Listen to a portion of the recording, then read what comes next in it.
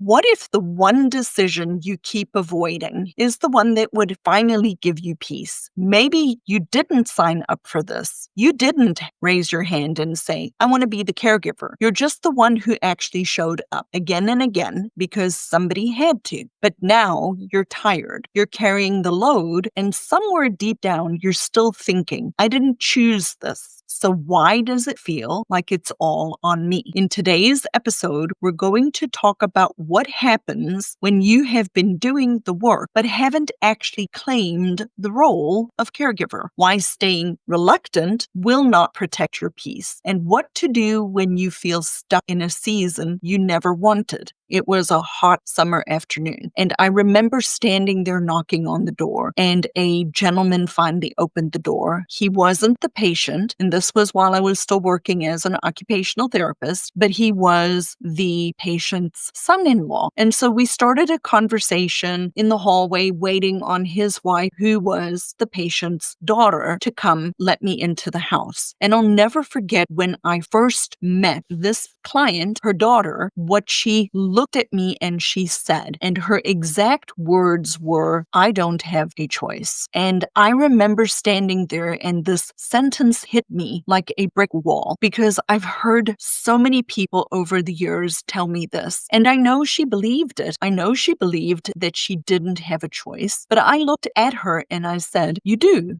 have a choice. I told her, you might not like the options, but you still have a choice. You may have limited choices, but you still have a choice. And you have to make a decision, because here is what I have learned over the years. When you do not choose to be the caregiver, you still are choosing something. Not making a decision is, in essence, making a decision. And when you don't choose to actively be the caregiver, you choose to stay stuck. You choose to live in reaction mode. You choose to carry the weight of caregiving without actually owning the task of caregiving.